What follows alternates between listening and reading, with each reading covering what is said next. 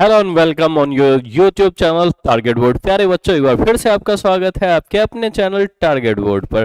तो प्यारे बच्चों, हम लोग केमिस्ट्री के क्लास में एक बार फिर से आपका स्वागत कर रहे हैं और हम लोग जुड़ रहे हैं एक बार फिर से। देखिए, केमिस्ट्री क्लास में ऑक्सीकरण और अपचयन चैप्टर में। तो प्यारे बच्चों, इसमें अभी हम लोगों ने केमिस्ट्री क्लासेस में बेसिक्स की पढ़ाई करी। ये केमिस्ट्री की बेसिक्स इंफॉर्मेशन हम लोगों ने और वो कलेक्ट करी। फिर उसके बाद हम लोगों ने यहाँ पे ये देखा कि अभिक्रिया कैसे बनाते हैं, और फिर अभिक्रिया के बाद वो अभिक्रिया में हम लोगों ने बेसिक सीखा कि केमिकल रिएक्शन कैसे होता है। और ये बेसिक सीखने के बाद हम लोग आए हैं इस चैप्टर में ऑक्सीकरण और अपचयन में। तो प्यारे बच्चों, ऑक्सीकरण और अपचयन का मैंने कल पहला क्लास लिया और आप लोगों से यह डिस्कस किया कि ऑक्सीकरण और अपचयन हम समझेंगे कैसे। इसको आसान भाषा में ऑक्सीकरण और अपचयन को समझने के लिए हमें क्या करना है, इसके बारे में हम लोगों ने बात करी। ठीक है, तो प्यारे बच्चों देखिए, आज का क्लास फिर से एक बार हम कल जहां तक पढ़े थे उसको पहले रिमाइंड करेंगे। रिमाइंड करने के बाद वापस से हम लोग आएंगे, आज नया क्या पढ़ना है इसके बारे में हम लोग बात करेंगे। तो चलिए थोड़ा सा पिछले क्लास को रिमाइंड कर लेते हैं हम लोग। पिछले क्लास में हम लोगों ने पढ़ा था ऑक्सीडेशन। ऑक्सीडेशन पढ़ रहे थे हम लोग। देखिए,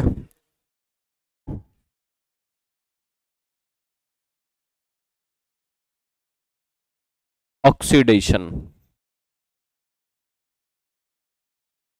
ऑक्सीडेशन, ऑक्सीकरण। ठीक है, ऑक्सीकरण अभिक्रिया के बारे में हम लोग देख रहे थे। ऑक्सीकरण अभिक्रिया। प्यारे बच्चों, हमने बताया था आपको ऑक्सीकरण अभिक्रिया में कि वैसी अभिक्रिया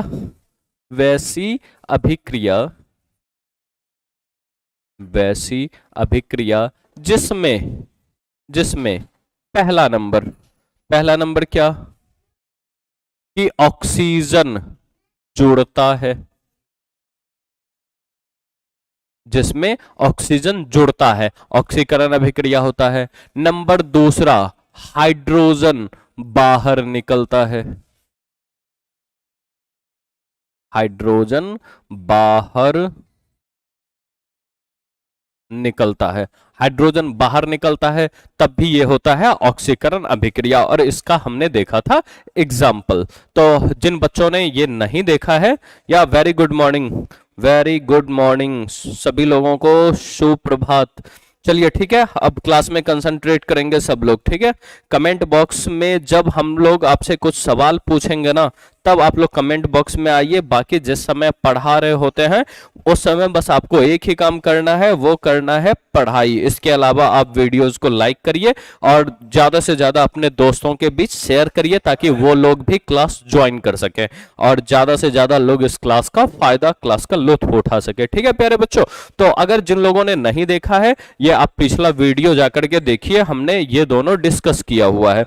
इसके अलावा मैं आप लोगों को बता दूं कि अभी सारी क्लासेस जो है वो आपका YouTube पर लाइव मिलेगा, लेकिन जैसे ही पहला चैप्टर खत्म होता है आपको सारी क्लासेस सिर्फ और सिर्फ एप्लीकेशन पर अवेलेबल होगा। तो जिन लोगों ने अभी तक कोर्स परचेज नहीं किया है, वो लोग चाहते हैं कि अगर कोई रुकावट, कोई तरह का प्रॉब्लम, कोई तरह का समस्या का सामना ना करना पड़े, तो वो लोग फटाफट से प्ले स्टोर से डाउनलोड करिए, उसके बाद ऐप को इंस्टॉल करिए। इंस्टॉल करने के बाद आप ऐप परचेज करिए। एक नॉमिनल सा फी है, क्लास 11 और 12 दोनों का मिला करके, 11 प्लस 12, तो ये दोनों मिला करके साइंस का कंप्लीट फी है 2999 रुपीज ओनली फॉर 2 इयर्स।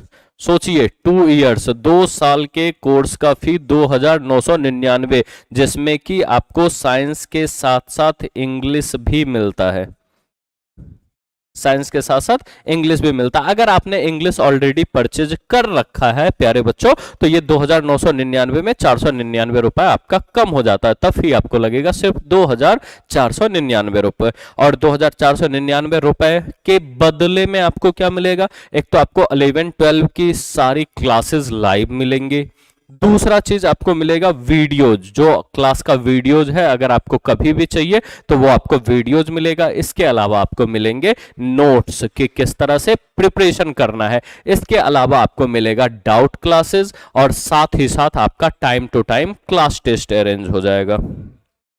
ठीक है, चलिए तो अब हम लोग स्टार्ट करते हैं यहां से। तो ये दो मैंने पढ़ा दिया था, और मैंने ये बताया था, अगर आप लोगों को ध्यान में हो प्यारे बच्चों, ऑक्सीजन, ऑक्सीजन का संयोजकता होता है -2, मतलब ये वैद्युत ऋणात्मक तत्व है।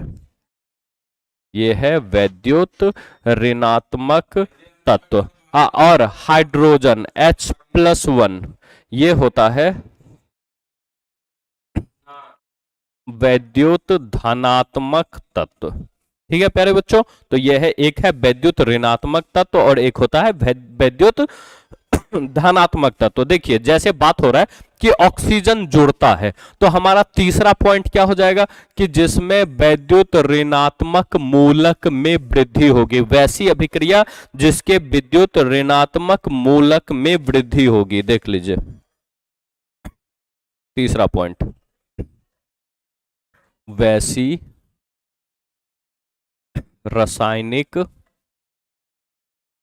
अभिक्रिया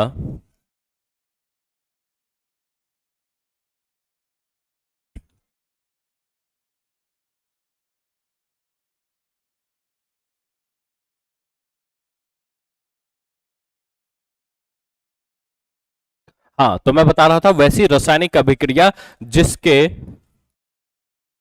वैद्युत ऋणात्मक मूलक के मान में वृद्धि होती है, कहलाता है कौन सा अभिक्रिया? ऑक्सीकरण अभिक्रिया। ऑक्सीकरण अभिक्रिया कहलाता है। क्या कहलाता है वो? ऑक्सीकरण अभिक्रिया कहलाता है। तो देखिए विद्युत ऋणात्मक मूलक के मान में वृद्धि होना चाहिए, तो विद्युत ऋणात्मक या विद्युत ऋणात्मक मान के मूलक में वृद्धि, वृद्धि अभी हम लोग वृद्धि के टर्म में नहीं पढ़ेंगे, अभी हम बोलेंगे विद्युत ऋणात्मक मूलक जुड़ता है। विद्युत ऋणात्मक मूलक जुड़ता है, हाँ, उसे ऑक्सीकरण अभिक्रिया कहते हैं। अभिक्रिया कहते हैं। ठीक है, कैसे कहते हैं इसका उदाहरण देखिए। जैसे मान लीजिए अपने पास है आयरन, अपने पास है आयरन, तो आयरन प्यारे बच्चों मैंने बताया है आप लोगों को, आयरन एक होता है फेरस Fe जिसका संयोजकता +2, एक होता है फेरिक Fe जिसका संयोजकता होता है +3। फेरस और एक होता है फेरिक। तो अभी हम लोग एग्जाम्पल के लिए लेंगे फेरस। तो प्यारे बच्चों हमने लिया है फेरस, देखिए Fe संयोजकता +2, मतलब ये धनात्मक मूलक है। ठीक है, इलेक्ट्रोपॉजिटिव है, और इसकी अभिक्रिया हम करा दें सल्फर से। ठीक है, इसकी अभिक्रिया अगर हम करा दें सल्फर से, तो ध्यान से देखिए इसका होता है -2। तो जब हम अभिक्रिया करेंगे तो सबसे पहले हम ये देखेंगे क्या इस दोनों का संयोजकता, क्या इस दोनों का संयोजकता प्लस प्लस है या माइनस माइनस है या प्लस माइनस है। तो प्यारे बच्चों आपको पता है कि प्लस प्लस में अभिक्रिया नहीं होती है, वहीं पर अगर हम माइनस माइनस की बात करें तो उसकी भी अभिक्रिया नहीं होती है। तो अभिक्रिया होती किसकी है? एक धनात्मक मूलक और एक ऋणात्मक मूलक जब रहे तब अभिक्रिया होती है। तो देख लीजिए यहाँ पे Fe हमारा धातु है, धनात्मक मूलक +2, सल्फर -2। अब जब संयोजकता बिल्कुल बराबर होता है, ठीक है, एक प्लस एक माइनस और बराबर है, तो ये दोनों कैंसल हो जाएगा, और जैसे ये कैंसल होगा हमको मिलेगा FeS, फेरस सल्फाइड। अपने को क्या मिलेगा प्यारे बच्चों? Ferrous sulphide. तो इस अभिक्रिया में देखिए Fe है अपना फेरस और S है सल्फर। तो इस अभिक्रिया से कंक्लूजन क्या निकलता है? इस अभिक्रिया से कंक्लूजन निकलता है कि ये सल्फर जो कि विद्युत ऋणात्मक मूलक है, देखिए क्या कह रहा है, वैसी रासायनिक अभिक्रिया जिसके वैद्युत ऋणात्मक, जिसमें जिसमें विद्युत ऋणात्मक मूलक जुड़ता है।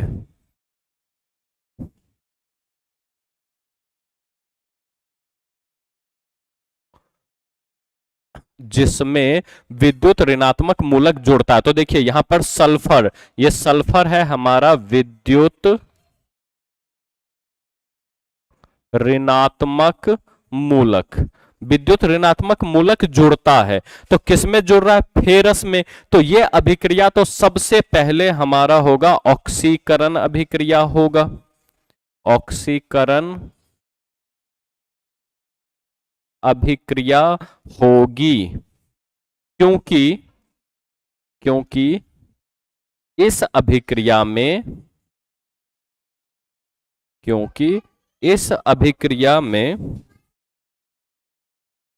विद्युत ऋणात्मक मूलक जुड़ता है या जुड़ रहा है।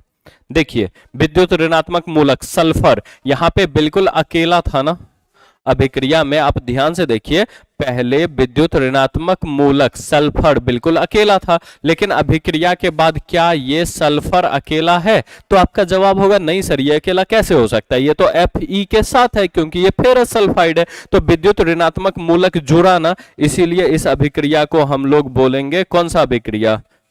ऑक्सीकरण अभिक्रिया। इस अभिक्रिया को हम लोग बोलेंगे ऑक्सीकरण अभिक्रिया। और अगर आपसे पूछा जाए कि प्यारे बच्चों बताइए इस अभिक्रिया में किसका ऑक्सीकरण हो रहा है, तो आपको जवाब पता है कि जिसमें विद्युत ऋणात्मक मूलक जुड़ेगा उसका ऑक्सीकरण होगा। ठीक है, तो देख लीजिए किसमें जुड़ रहा है? Fe में जुड़ रहा है। तो लिखेंगे अतः इस अभिक्रिया में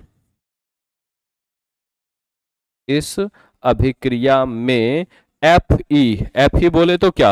आयरन। इस अभिक्रिया में आयरन का ऑक्सीकरण होता है। ऑक्सीकरण होता है। तो प्यारे बच्चों मुझे लगता है आप लोगों को ऑक्सीकरण का तीसरा पॉइंट अच्छे से समझ में आ गया होगा कि वैसी अभिक्रिया जिसमें विद्युत ऋणात्मक मूलक जुड़ता है। तो देख लीजिए विद्युत ऋणात्मक मूलक सल्फर जुड़ रहा है किसमें? Fe में, इसीलिए यह अभिक्रिया है ऑक्सीकरण अभिक्रिया। तथा जिसमें जुड़ रहा है तो Fe में जुड़ रहा है, अतः इसमें Fe आयरन का ऑक्सीकरण हो रहा है। ठीक है, देखिए प्यारे बच्चों अगर आपको क्लास अच्छे से समझ में आ रहा है तो आप फटाफट से इस वीडियो को लाइक करिए तथा अपने दोस्तों के बीच शेयर करिए ताकि ज्यादा से ज्यादा लोग जुड़ सके हमसे। ठीक है, और ज्यादा से ज्यादा लोग क्लास का फायदा उठा सकें। चलिए वेरी गुड।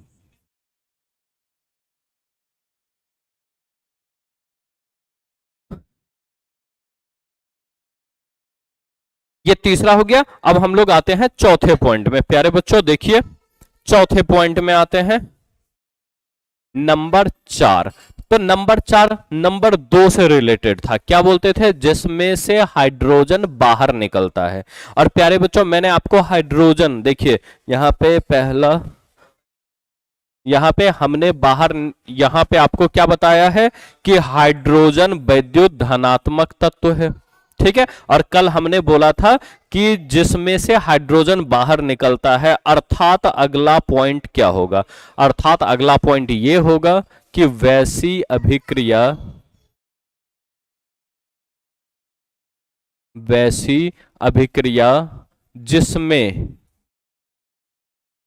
जिसमें विद्युत धनात्मक मूलक बाहर निकलता है अथवा क्या कह दें साथ छोड़ देता है, कहलाता है ऑक्सीकरण अभिक्रिया। ऑक्सीकरण अभिक्रिया, ऑक्सीकरण अभिक्रिया कहलाता है। ये क्या कहलाता है प्यारे बच्चों? ऑक्सीकरण अभिक्रिया कहलाता है। अभी हम लोग इसका एग्जाम्पल देखेंगे कि जिसमें विद्युत धनात्मक मूलक बाहर निकलता है या निष्कासन होता है वो कहलाता है आपका विद्युत धनात्मक मूलक। जैसे जैसे हम अभिक्रिया करवा लेते हैं, पोटेशियम आयोडाइड की अभिक्रिया करवा लेंगे हाइड्रोजन पर ऑक्साइड से। तो देखिए अपने पास एक यौगिक है पोटेशियम आयोडाइड KI, ठीक है, इसका नाम रहेगा पोटेशियम आयोडाइड। ठीक है प्यारे बच्चों, इसका अभिक्रिया हम करवाने वाले हैं हाइड्रोजन पर ऑक्साइड H2O2। ठीक है, इससे तो आप ध्यान से देखिए H2O2 जो होता है ना, हाइड्रोजन पर ऑक्साइड, हाइड्रोजन पर ऑक्साइड, इस वाले यौगिक में हाइड्रोजन पर ऑक्साइड में यहां पर देखिए 2 हाइड्रोजन का परमाणु और 2 ऑक्सीजन का परमाणु एक साथ जब मिलता है तब यह बनाता है हाइड्रोजन पर ऑक्साइड। अगर इसी को हम ध्यान से देखें तो इसमें आपको मिलेगा 2 ठो OH- आयन। ठीक है प्यारे बच्चों, फिर से देखिए 2 गो हाइड्रोजन का परमाणु और 2 ठो हाइड्रोजन का परमाणु, सॉरी 2 गो हाइड्रोजन और 2 गो ऑक्सीजन। इसका मतलब क्या, इसका मतलब हम अगर कह लें कि अपने पास 2 गो हाइड्रो ऑक्साइड OH- आयन है, तो देखिए यहां से भी 2 ठो ऑक्सीजन हो गया और 2 गो हाइड्रोजन हो गया, तो OH का संयोजकता होता है -1।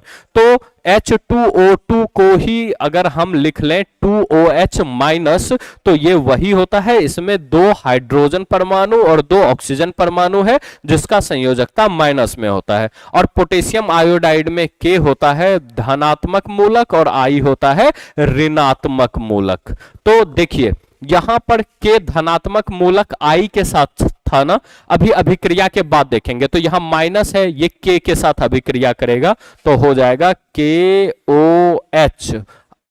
क्या हो जाएगा KOH, क्योंकि I और OH आपस में अभिक्रिया नहीं कर सकता प्यारे बच्चों। देख लीजिए I का भी संयोजकता माइनस में, ठीक है, OH का भी माइनस में, तो माइनस माइनस आपस में अभिक्रिया नहीं करता है। तो आपस में अभिक्रिया कौन करेगा, एक प्लस और एक माइनस। तो इस तरह से K और OH आपस में अभिक्रिया किया, बना KOH, और यहां बच गया है आपका I। तो I इस तरह से I2 बाहर निकल जाता है,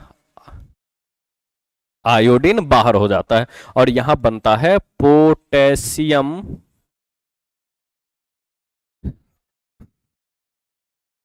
हाइड्रोक्साइड।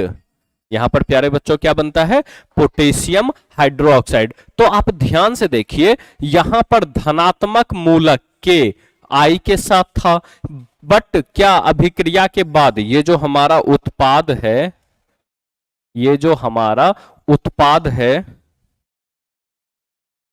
क्या उत्पाद में ये पोटेशियम I के साथ है? तो साफ साफ दिख रहा है I मुक्त अवस्था में है, I बिल्कुल अलग है। इसका मतलब पोटेशियम I का साथ छोड़ दिया है, और जैसे I का साथ छोड़ दिया है तो फिर वही परिभाषा के अकॉर्डिंग आ जाइए, क्या कह रहा है, वैसी अभिक्रिया जिसमें विद्युत धनात्मक मूलक बाहर निकलता है अर्थात साथ छोड़ देता है, ऑक्सीकरण अभिक्रिया कहलाता है। तो देखिए ऑक्सीकरण हुआ ना, क्योंकि पोटेशियम साथ छोड़ दिया, तो लिखेंगे कंक्लूजन, निष्कर्ष। देखिए निष्कर्ष क्या निकलता है, निष्कर्ष इस अभिक्रिया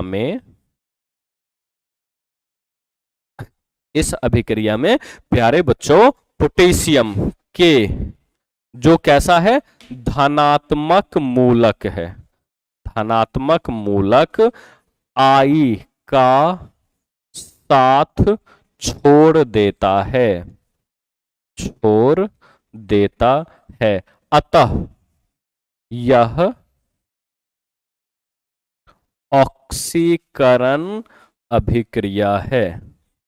अतः ये किस प्रकार की अभिक्रिया है, ऑक्सीकरण अभिक्रिया। तो दोस्तों आप लोगों को समझ में आ रहा होगा अच्छे से कि ऑक्सीकरण अभिक्रिया ये किस तरह से है। अब सवाल ये आता है कि ये बताइए, अगर आपसे पूछा जाए कि यहाँ जो रिएक्शन है ना, उस रिएक्शन में ये बताइए कि ऑक्सीकरण हो किसका रहा है। भाई जब ऑक्सीकरण अभिक्रिया है तो किसी ना किसी का तो ऑक्सीकरण हो रहा होगा, तो आप ये बताइए कि ऑक्सीकरण हो किसका रहा है। तो अगर आप ध्यान से देखेंगे किसका ऑक्सीकरण हो रहा है, तो इस पोटेशियम आयोडाइड में से पोटेशियम साथ छोड़ रहा है ना, तो मतलब इस पोटेशियम आयोडाइड का ऑक्सीकरण हो रहा है। तो लिखेंगे इस अभिक्रिया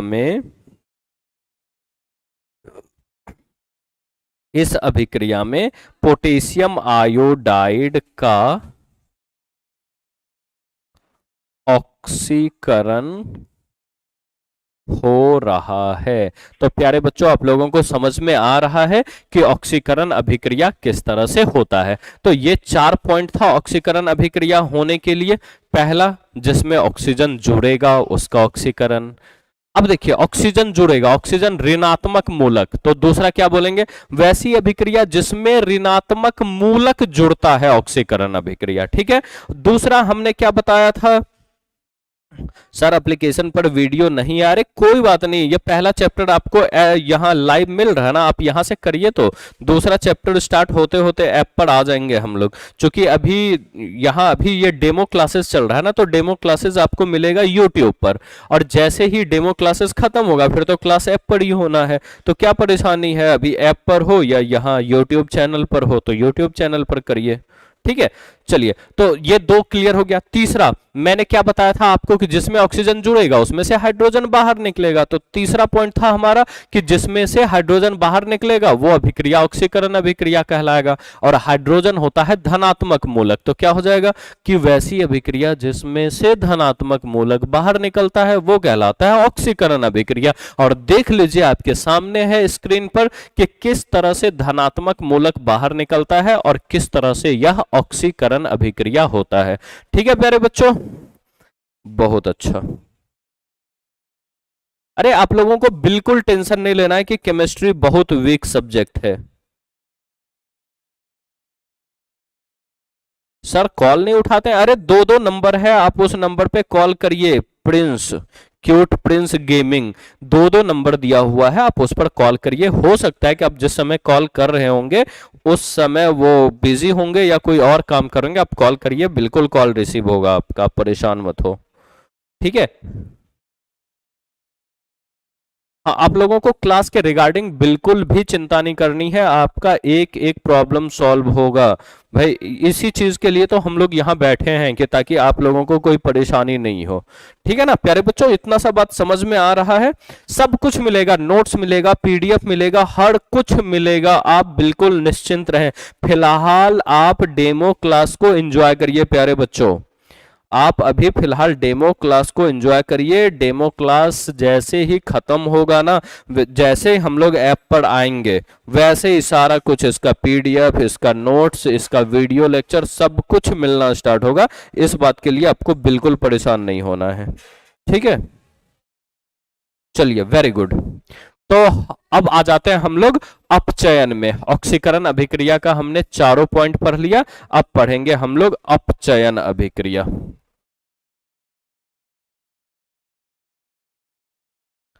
अपचयन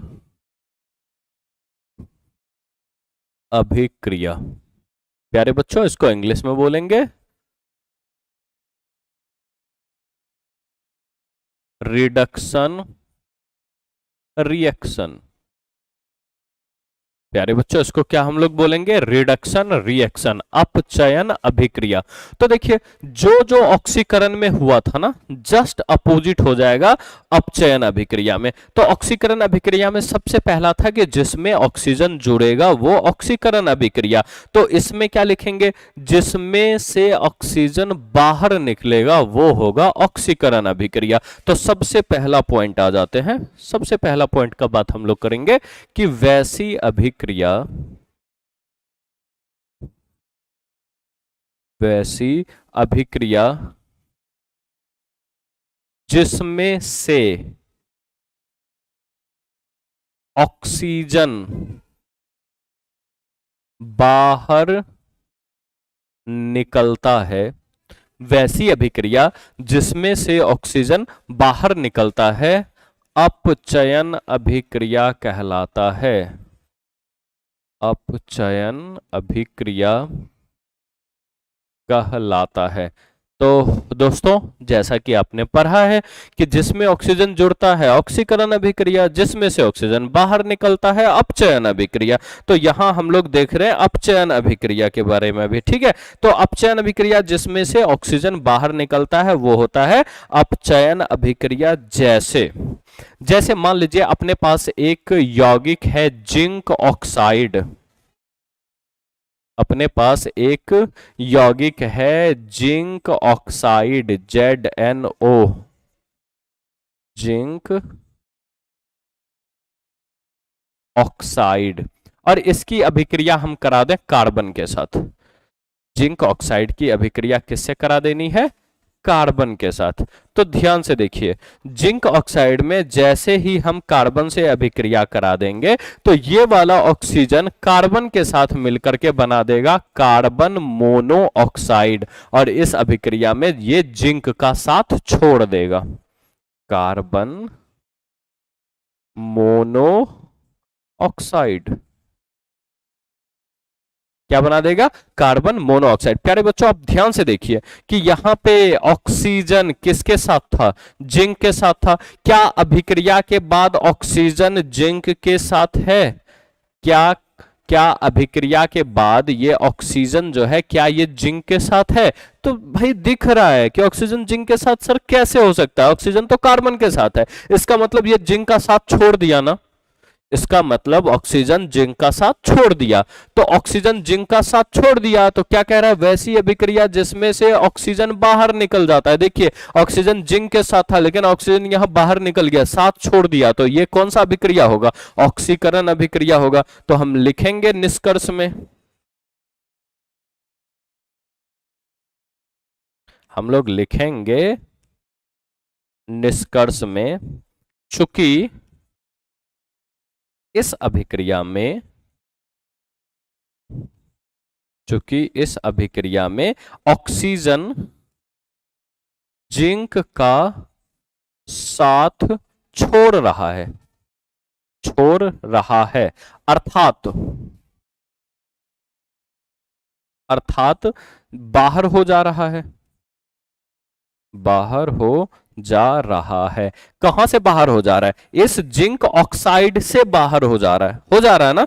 यहां पे जिंक ऑक्साइड, जिंक के साथ ऑक्सीजन था लेकिन यहां जिंक ऑक्साइड से बाहर होकर के कार्बन के साथ चला जा रहा है, इसीलिए बाहर हो जा रहा है। अतः अतः यह अपचयन अभिक्रिया है। अतः यह कैसा अभिक्रिया है? अपचयन अभिक्रिया है। अतः यह अपचयन अभिक्रिया है। ये निष्कर्ष निकल रहा है हमारा कि इस अभिक्रिया में ऑक्सीजन जिंक का साथ छोड़ रहा है अर्थात बाहर निकल रहा है, इसीलिए इस अभिक्रिया को हम लोग अपचयन अभिक्रिया कहते हैं। ठीक है, चलिए। और यहां पर पूछा जाए कि बताइए कि अपचयन हो किसका रहा है? यहां पर अपचयन हो किसका रहा है? तो किसका साथ, किसमें से ऑक्सीजन बाहर निकल रहा है? जिंक ऑक्साइड में से। तो हम लिखेंगे कि इस अभिक्रिया में, इस अभिक्रिया में जिंक ऑक्साइड ZnO का अपचयन हो रहा है। इस अभिक्रिया में किसका अपचयन हो रहा है? जिंक ऑक्साइड का अपचयन हो रहा है। तो प्यारे बच्चों, आपको यह बात अच्छे से समझ में आ गया होगा। अपचयन अभिक्रिया में सबसे पहला हमने बात किया कि जिसमें से ऑक्सीजन बाहर निकल जाए वो अपचयन अभिक्रिया, और अभी दूसरा क्या बात करेंगे? जिसमें ऑक्सीजन बाहर निकलता है उसी में तो हाइड्रोजन जुड़ता है। तो अगला हमारा अभिक्रिया हो जाएगा कि वैसी अभिक्रिया जिसमें जिसमें ऑक्सीजन क्या होगा? जिसमें ऑक्सीजन बाहर निकला है, तो अब हो जाएगा जिसमें हाइड्रोजन जुड़ता है। तो आ जाइए अगले स्लाइड में। अपचयन का दूसरा, अपचयन में दूसरा नंबर क्या हो जाएगा? वैसी अभिक्रिया जिसमें से हाइड्रोजन जुड़ता है वो कहलाएगा अपचयन अभिक्रिया। तो प्यारे बच्चों देखिए, वैसी अभिक्रिया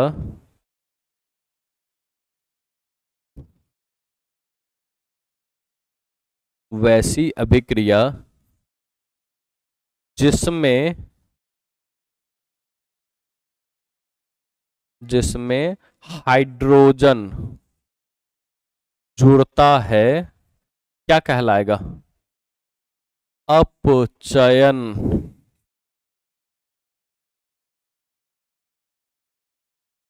अपचयन अभिक्रिया कहलाता है। क्या कह रहा? वैसी अभिक्रिया जिसमें हाइड्रोजन जुड़ता है अपचयन अभिक्रिया कहलाता है। तो प्यारे बच्चों हम देखते हैं कि किस में हाइड्रोजन जुड़ने से अपचयन अभिक्रिया होता है। उदाहरण ले लीजिए, जैसे कि मान लीजिए अपने पास है क्लोरीन, और क्लोरीन का अभिक्रिया करवा दें हम हाइड्रोजन से। तो देखिए क्लोरीन Cl2, इसकी अभिक्रिया करवा दीजिए हाइड्रोजन से। तो प्यारे बच्चों ध्यान से देखिए, क्लोरीन माइनस में संयोजकता, हाइड्रोजन प्लस में संयोजकता, ये दोनों जैसे ही अभिक्रिया करेगा बना देगा HCl। बैलेंस करने के लिए अब देखिए यहां भी क्लोरीन दूगो, यहां भी क्लोरीन दूगो, सॉरी यहां हाइड्रोजन दूगो, यहां क्लोरीन दूठो, यहां हाइड्रोजन दूठो, और इस बगल देखिए हाइड्रोजन एक क्लोरीन एक, तो आगे में लगा देंगे दो, इस तरह से हो जाएगा बैलेंस। अब जैसे ही बैलेंस करेंगे तो अब ध्यान से देखिए, क्या इस अभिक्रिया में हाइड्रोजन जुड़ रहा है? भाई सवाल यही आता है ना कि क्या इस अभिक्रिया में हाइड्रोजन जुड़ रहा है? तो आप ध्यान से देखिए, यहां हाइड्रोजन बिल्कुल अलग था, सेपरेट था ना, क्लोरीन अलग हाइड्रोजन अलग। क्या इस बगल में आके ये दोनों अलग अलग है कि एक साथ है? तो साफ साफ दिख रहा है सर अलग अलग कैसे हो सकता है, हाइड्रोजन क्लोरीन एक साथ है तभी तो ये हाइड्रोजन क्लोराइड बना है। ठीक है, एक साथ है, तो जब एक साथ है तो इसको हम क्या करेंगे, क्या बताएंगे कि ये कौन सा अभिक्रिया है? ये अपचयन अभिक्रिया है। अपचयन अभिक्रिया है। कैसे है? तो लिखेंगे क्योंकि यहां क्लोरीन, यहां क्लोरीन में हाइड्रोजन जुड़ रहा है, क्लोरीन में हाइड्रोजन जुड़ रहा है। और साफ साफ हम लिखे हैं कि वैसी अभिक्रिया जिसमें हाइड्रोजन जुड़ता है उसका होता है अपचयन। तो यह अपचयन अभिक्रिया है क्योंकि यहां क्लोरीन में हाइड्रोजन जुड़ रहा है। अगर आपसे यह पूछा जाए प्यारे बच्चों कि बताइए, ये बताइए कि यहां पर हाइड्रोजन क्लोराइड, यहां क्लोरीन और हाइड्रोजन में किसका अपचयन हो रहा है? तो बताइए हाइड्रोजन किस में जुड़ रहा है? हाइड्रोजन क्लोरीन में जुड़ रहा है, तो किसका अपचयन होगा? सीधी सीधी बात है, क्लोरीन का अपचयन होगा। तो हम लिखेंगे, हम लिखेंगे चूंकि, चूंकि क्लोरीन हाइड्रोजन के साथ जुड़ रहा है, के साथ जुड़ रहा है, अतः, अतः क्लोरीन का अपचयन होगा। अतः किसका अपचयन होगा? क्लोरीन का अपचयन होगा। तो प्यारे बच्चों ये था आपका दूसरा पॉइंट, पहला जिसमें ऑक्सीजन बाहर निकलता है, दूसरा जिसमें हाइड्रोजन जुड़ता है। तो प्यारे बच्चों अब ये देखिए कि ऑक्सीजन होता है विद्युत ऋणात्मक मूलक, ठीक है, ऑक्सीजन कैसा होता है? विद्युत ऋणात्मक मूलक। वहीं पर हाइड्रोजन का अगर बात कर लें तो हाइड्रोजन होता है विद्युत धनात्मक मूलक। तो आप ही बताइए कि तीसरा पॉइंट क्या हो जाएगा? जब ऑक्सीजन बाहर निकलता है इसका मतलब वैसी अभिक्रिया जिसमें से विद्युत ऋणात्मक मूलक बाहर निकलता है, ठीक है, जिसमें से विद्युत ऋणात्मक मूलक बाहर निकलता है वो कहलाता है कौन सी अभिक्रिया? अपचयन अभिक्रिया। तो अगला पॉइंट में आ जाइए, तीसरा, वैसी अभिक्रिया जिसमें से विद्युत ऋणात्मक मूलक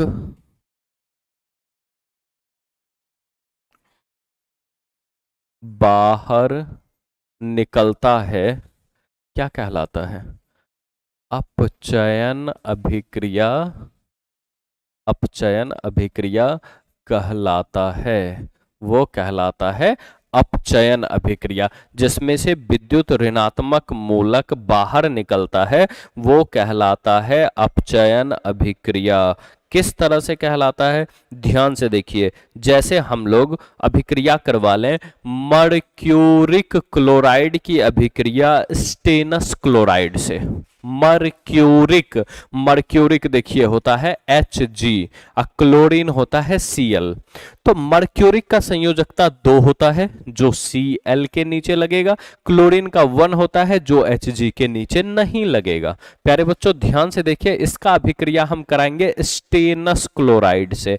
Sn, स्टेनस का संयोजकता +2 होता है, क्लोरीन का -1, तो SnCl, तो Sn का संयोजकता 2 क्लोरीन के नीचे और क्लोरीन का 1 Sn के नीचे, जो कि नहीं लिखाता है। ये जैसे ही अभिक्रिया करेगा ना, ध्यान से देखिए, ये प्लस है ये माइनस है, ये प्लस है ये माइनस है, तो इसका वाला प्लस इसके वाले माइनस से अभिक्रिया करेगा। ठीक है, इसका वाला प्लस इसके माइनस से अभिक्रिया करेगा। तो बताइए क्या हो जाएगा आपका। तो यहां जो ये मर्क्यूरिक था ना, मर्क्यूरिक क्लोराइड, मर्क्यूरिक क्लोराइड, और यहां था स्टेनस क्लोराइड। स्टेनस क्लोराइड, सारा कलाकारी यहीं पे है प्यारे बच्चों, ध्यान से समझिएगा बात को। जो मर्क्यूरिक है, जो इक है अभिक्रिया के इस बगल, अभिक्रिया के उस बगल जाकर के मर्क्यूरस हो जाएगा, जिसका संयोजकता 1 हो जाएगा। ठीक है, मर्क्यूरस क्लोराइड हो जाएगा और इसका संयोजकता कितना हो जाता है, 1 हो जाता है। तो यहां पर ये देता है Hg2Cl2, ये हो जाता है मर्क्यूरस क्लोराइड। मर्क्यूरस क्लोराइड, या देखिए इसको हम ऐसे भी लिख सकते हैं HgCl। ठीक है, यहां पर देखिए Hg एगो, क्लोरीन एगो, Hg दूगो, क्लोरीन दूगो, बराबर दोनों इस यौगिक में दोनों परमाणु का अनुपात बिल्कुल बराबर है। मर्क्यूरस क्लोराइड हम HgCl भी लिख सकते हैं, Hg2Cl2 भी लिख सकते हैं, तो Hg2Cl2। और साथ ही साथ यहां देखिए ये जो स्टेनस क्लोराइड है ना, ये बाद में स्टेनिक हो जाएगा। ठीक है, स्टेनस, स्टेनिक क्लोराइड बाद में स्टेनस क्लोराइड हो जाएगा, सॉरी स्टेनस क्लोराइड बाद में स्टेनिक हो जाएगा। तो स्टेनिक का संयोजकता 4 होता है, Sn, क्लोरीन का 1 तो हो जाएगा SnCl4, स्टेनिक क्लोराइड। क्या कह रहा है, जिसमें से विद्युत ऋणात्मक मूलक बाहर निकलता है। चलिए यहां पे होगा कंफ्यूजन, तो इसको ना हम एक ही चीज लिखते हैं। अगर ये मर्क्यूरस क्लोराइड है ना, तो इतना कंफ्यूज होने की जरूरत नहीं है। मर्क्यूरस है तो देखिए मर्क्यूरस होता है Hg+1, क्लोरीन होता है Cl-1, ये दोनों अभिक्रिया करके बनाएगा HgCl, क्योंकि ये दोनों कैंसिल हो जाएगा। तो यहां पे लिख दीजिए HgCl, इसका नाम लिख दीजिए मर्क्यूरस, मर्क्यूरस क्लोराइड, और इसका नाम लिख दीजिए स्टेनिक, स्टेनिक क्लोराइड। तो प्यारे बच्चों आप ध्यान से देखिए, ध्यान से देखिए, यहां पर Hg के साथ क्लोरीन का 2 परमाणु था, Hg के पास क्लोरीन का 2 परमाणु था, लेकिन यहां Hg के साथ क्लोरीन का 1 परमाणु है, और क्लोरीन होता है विद्युत ऋणात्मक मूलक। ध्यान से देखिए क्या कह रहा है, वैसी अभिक्रिया जिसमें से विद्युत ऋणात्मक मूलक बाहर निकलता है, और यहां क्लोरीन ये है विद्युत ऋणात्मक मूलक, विद्युत ऋणात्मक मूलक। प्यारे बच्चों आप देख पा रहे हैं मर्क्यूरिक क्लोराइड में क्लोरीन कैसा है, विद्युत ऋणात्मक मूलक है। और हमने क्या लिखा है परिभाषा में, जिसमें से विद्युत ऋणात्मक मूलक बाहर निकलता है। दूगो था, यहां पे आते के साथ एगो विद्युत ऋणात्मक मूलक रह गया, एक ठो विद्युत ऋणात्मक मूलक रह गया। रह गया। तो अब बताइए, जब एक विद्युत ऋणात्मक मूलक रह गया, इसका मतलब विद्युत ऋणात्मक मूलक बाहर निकला ना। और जब विद्युत ऋणात्मक मूलक बाहर निकलता है तो वो अभिक्रिया कहलाता है अपचयन अभिक्रिया। तो हम क्या लिखेंगे कि अतः यह कौन सी अभिक्रिया है? अतः यह अपचयन अपचयन अभिक्रिया है। अतः यह कौन सी अभिक्रिया है प्यारे बच्चों? अपचयन अभिक्रिया है। अगर इसमें आपसे पूछे कि बताइए इस अभिक्रिया में, अगर यह अपचयन अभिक्रिया है तो किसका अपचयन हो रहा है? प्यारे बच्चों आप देखिए, किस में से क्लोरीन बाहर निकल रहा है? इस पूरे में से क्लोरीन बाहर निकल रहा है ना, HgCl2 में से। तो हम क्या लिखेंगे कि इस अभिक्रिया में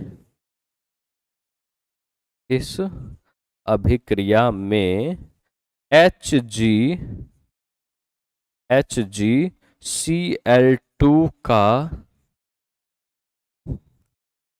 अपचयन हो रहा है। इस अभिक्रिया में किसका अपचयन हो रहा है प्यारे बच्चों? HgCl2 का अपचयन हो रहा है। तो ये था प्यारे बच्चों आपका तीसरा पॉइंट, कि जिसमें से विद्युत ऋणात्मक मूलक बाहर निकलता है। तो अगला पॉइंट क्या हो जाएगा बताइए?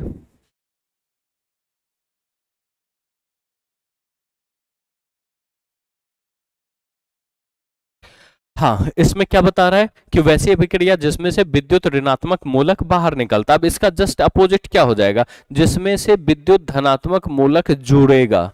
विद्युत ऋणात्मक बाहर निकलेगा, इसका मतलब जुड़ेगा क्या? विद्युत धनात्मक मूलक। तो अगले पॉइंट में देखिए आते हैं हम लोग, क्या कहता है चौथा पॉइंट? वैसी अभिक्रिया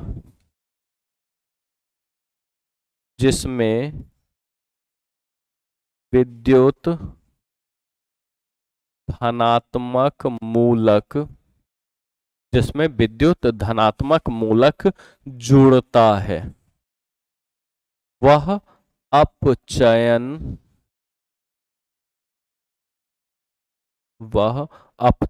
अभिक्रिया कहलाता है।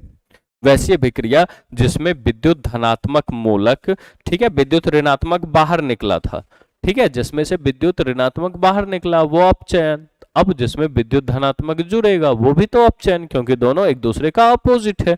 ठीक है, तो विद्युत धनात्मक भाग का जुड़ना कहलाएगा अपचयन। तो देखिए कैसे हो जाएगा? जैसे मान लीजिए अपने पास है, फिर से हम लोग ले लेते हैं Hg मर्क्यूरिक। हाँ चलिए हम लोग ले लेते हैं मर्क्यूरिक क्लोराइड। प्यारे बच्चों फिर से देखिए, मर्क्यूरिक क्लोराइड क्या हो जाएगा? HgCl, mercury Hg, chlorine Cl। Hg का संयोजकता 2 होता है जो Cl के नीचे लगेगा, Cl का 1 होता है जो यहां लगेगा। बट आपको पता है कि 1 लिखाता नहीं है, इसीलिए ये रहेगा HgCl2। यार ये क्या रहेगा? HgCl2। अब देखिए इसकी अभिक्रिया, HgCl2 की अभिक्रिया हमको कराना है वापस मरकरी से। वापस किससे करवाना है? मरकरी, जिसको अपन किस नाम से जानते हैं? पारा। काफी फेमिलियर वर्ड है ना, अगर आपने पिछला क्लास किया होगा तो याद होगा। पारा है भैंस का बड़ा लड़का। भाई बिहार में भैंस के लड़का को, सॉरी भैंस के बच्चा को पारा बोला जाता है, मेल बच्चा। लेकिन यहाँ पे वो पारा नहीं है, यहाँ पे हम लोग पारा मतलब क्या, मरकरी पढ़ेंगे। मरकरी जो आपके थर्मामीटर में होता है, ठीक है ना। तो चलिए, मर्क्यूरिक क्लोराइड HgCl2 की अभिक्रिया जैसे ही आप Hg से कराते हैं, ध्यान से देखिए, मर्क्यूरिक क्लोराइड की अभिक्रिया जैसे ही आप मरकरी से कराते हैं, ये आपको देता है मर्क्यूरस क्लोराइड।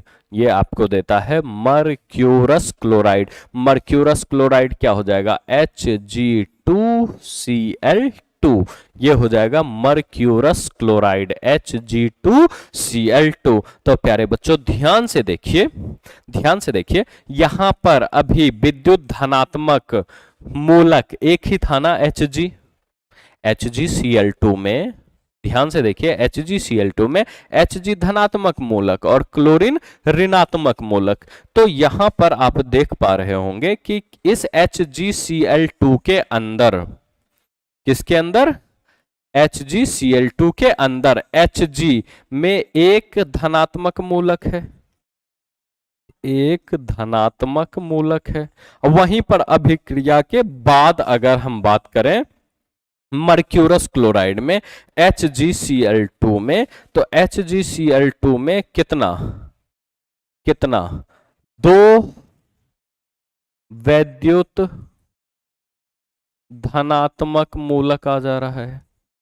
कितना वैद्युत धनात्मक मूलक आ जा रहा है, दो वैद्युत धनात्मक मूलक आ जा रहा है। तो यहां पर देखिए क्या वैद्युत धनात्मक मूलक के मान में वृद्धि हो रहा है या वैद्युत धनात्मक मूलक आपस में जुड़ रहा है? तो ऑफ कोर्स जुड़ रहा है, जुड़ा तभी ना 1 से 2 हो गया, और जैसे ही ये जुड़ा, कौन सा अभिक्रिया, अपचयन अभिक्रिया ऑफ कोर्स। तो हम लिखेंगे अतः यह अपचयन अभिक्रिया है, अतः यह अपचयन अभिक्रिया है प्यारे बच्चों, इसको बोलेंगे रिडक्शन रिएक्शन, ठीक है ना। तो ये अपचयन अभिक्रिया। अगर आपसे पूछे कि बताइए इस अभिक्रिया में किसका अपचयन हो रहा है, तो जिसमें जुड़ रहा है और किस में जुड़ रहा है, मर्क्यूरिक क्लोराइड में, तो लिखेंगे अतः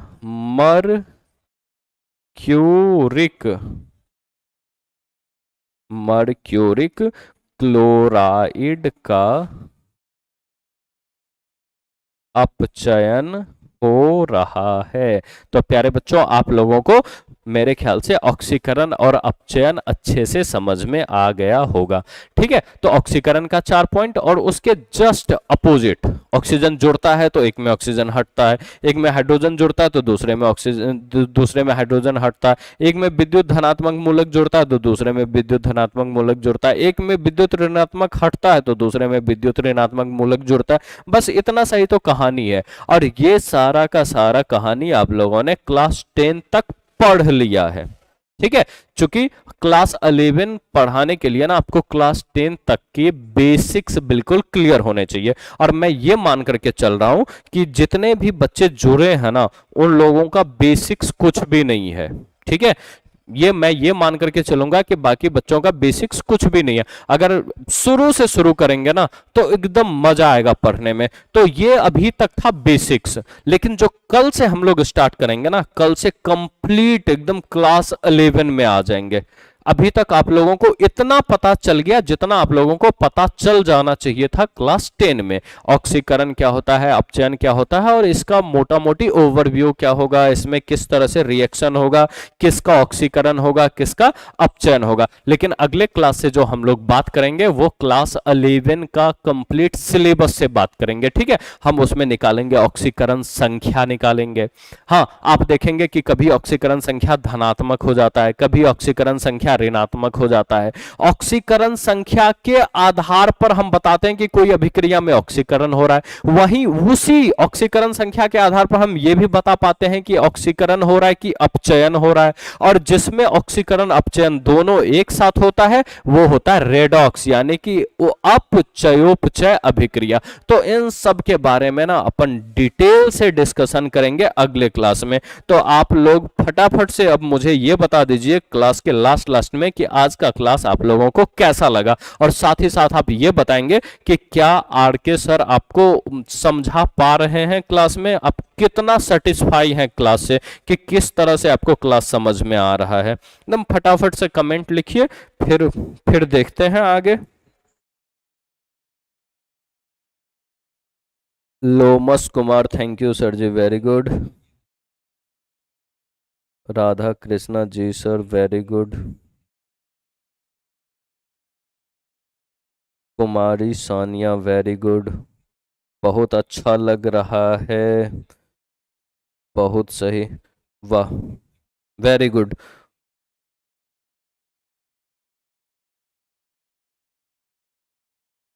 चलिए, आप लोगों को समझ में आ रहा है, बहुत अच्छा लग रहा है। Sushant Singh Rajput 100% satisfy, very good, वाह, बहुत बढ़िया दोस्तों। चलिए, बहुत अच्छा है, वाह क्या बात है, बेहतरीन। ठीक है, आप लोगों को क्लास बहुत अच्छा लग रहा है, बहुत अच्छी बात है। तो आप लोगों से मेरा एक रिक्वेस्ट है, विनम्र निवेदन है, हाथ जोड़ के निवेदन है कि प्यारे बच्चों, ये जो मैंने पिछला 1 2 3 या 4 क्लास लिया है ना, प्लीज आप इसको अच्छे से कर लीजिएगा, ताकि आपका बेसिक्स क्लियर हो सके। और जैसे ही बेसिक्स क्लियर होगा ना, जो कल से क्लास हम लोग बताने वाले हैं, एकदम मतलब फोड़ के समझ में आने वाला है। और जब अच्छे से समझ में आएगा ना, यकीन मानिए, ये जो केमिस्ट्री है ना, सब्जेक्ट पढ़ने का रुझान इतना बेहतर होगा, इतना बेहतर होगा कि मजा आ जाएगा। फिर आप लोग ना कुछ कुछ टाइम बाद आप लोग दूसरों को केमिस्ट्री सिखाते हुए नजर आइएगा। और कोई अगर ऐसा बोलेगा ना कि केमिस्ट्री सब्जेक्ट कहाँ यार, पल्ले ही नहीं पड़ता है, समझ में ही नहीं आता, फिर आप समझाएंगे कि देख बाबू, अगर तुम्हारा ना ये धारणा है तो तुम गलत सोच रहे हो, क्योंकि अभी तक ना तुम केमिस्ट्री को पढ़े हो, सीखे नहीं हो। हम लोग केमिस्ट्री को सीखेंगे, मतलब केमिस्ट्री को आत्मसात कर लेंगे, केमिस्ट्री से दोस्ती करेंगे, और केमिस्ट्री को ऐसा बनाएंगे ना, ऐसा बनाएंगे कि क्या ही बताएं, एकदम मजेदार कर लेंगे। ठीक है, एकदम बेहतरीन तरीके से। तो इसीलिए प्यारे बच्चों, आपसे मेरा रिक्वेस्ट है कि प्लीज प्लीज प्लीज आप लोग एकदम बेसिक्स जितना मैंने बताया है, कम से कम उतना सा क्लियर कर लें, ताकि कल से हम जो भी क्लास में बताएंगे आप लोगों को अच्छे से समझ में आए। ठीक है, और जहां तक पीडीएफ और नोट्स की बात रही, तो आप लोग को बिल्कुल चिंता करने की आवश्यकता नहीं है, हर कुछ आपको मिलेगा बिल्कुल प्रॉपर वे में। ठीक है, आप उसके लिए बिल्कुल निश्चिंत रहिए। और जो लोग अभी तक ऐप इंस्टॉल नहीं किए हैं, वो लोग ऐप इंस्टॉल करिए और कोर्स परचेज करिए। नॉमिनल सा फी है, आप लोगों को पता ही है। और विशेष जानकारी के लिए 2 नंबर दिया गया है, आप उस 2 नंबर पे कांटेक्ट करिए। जो भी आपका क्वेरीज होता है, जो भी डाउट होता है, जो भी परेशानी होता है, वो आप शेयर करिए, हमारी टीम उसको जल्दी से जल्दी दूर करने की कोशिश करेगी। ठीक है प्यारे बच्चों, चलिए बहुत अच्छा, आप लोग इतना इतना अच्छे से क्लास में ध्यान देते हैं, आप लोग इतने एनर्जेटिक होकर के जुड़ते हैं, बहुत अच्छा लगता है। चलिए फिर आज का क्लास यहीं पे खत्म करते हैं, आप लोगों से विदा लेते हैं, ताकि अगले क्लास में फिर से मिल सकें। ठीक है, ठीक है, थैंक यू प्यारे बच्चों, जय हिंद।